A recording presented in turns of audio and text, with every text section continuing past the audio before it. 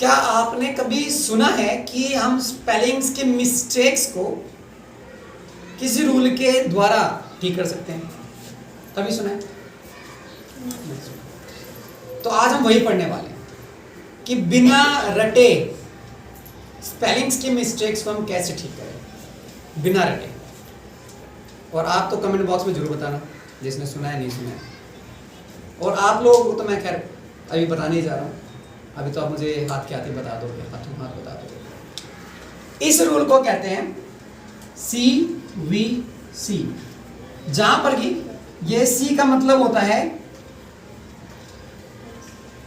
Consonant और V stands for vowel and again C stands for consonant।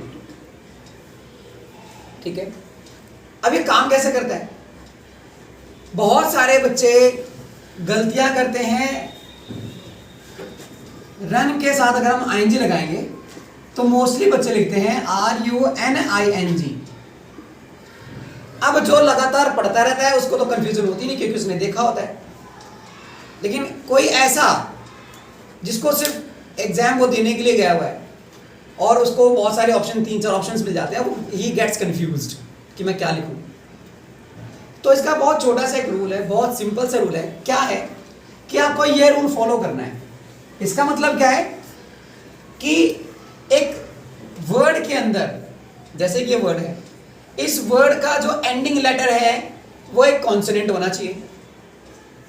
ठीक है, और इससे और वो एक ही होना चाहिए, ओनली वन। ठीक है, तो एक कॉन्सोनेंट, ठीक है, और इससे पहले सिर्फ और सिर्फ एक ही वोवल होना चाहिए।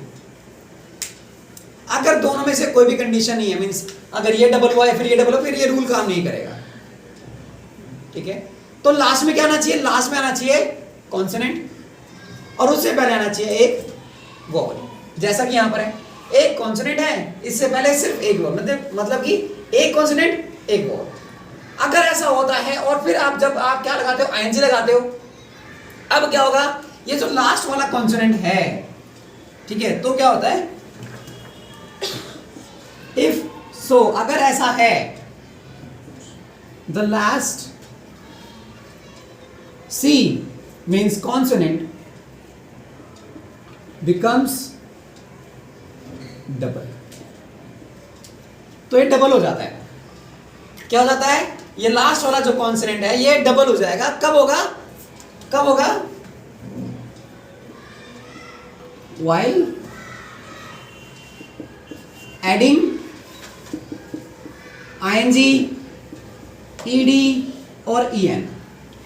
जब हम ING लगाएंगे, ED लगाएंगे या EN लगाएंगे तो क्या होगा? ये जो लास्ट वाला जो कॉन्सोनेंट है ये डबल हो जाएगा। ठीक है, कैसे?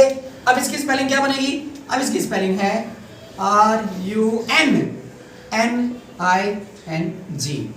That is running. ठीक है, अगर जब मैं कहता कि भाई अगर ऐसी कोई कंडीशन नहीं होती है, just like right, WRITE, last में क्या है? E। तो पहले केस में क्या है कि यहां पर ये जो कंसोनेंट, ये जो रूल है ये फॉलो नहीं हो रहा है। लेकिन फिर भी मोस्टली बच्चे क्या लिख देते हैं? अगर इसके साथ में ING लगा रहे हैं तो लिख देते हैं WRITTING, they make double T।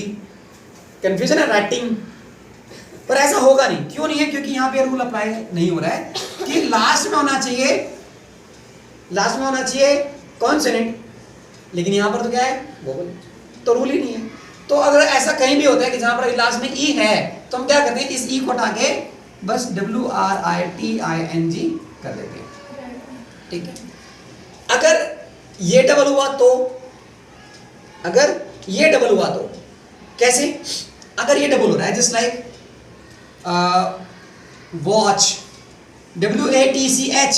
अब यहां पर देखो, एक लास्ट में कंसोनेंट है लेकिन इससे पहले वोवल नहीं है, इट इज C। तो क्या होगा?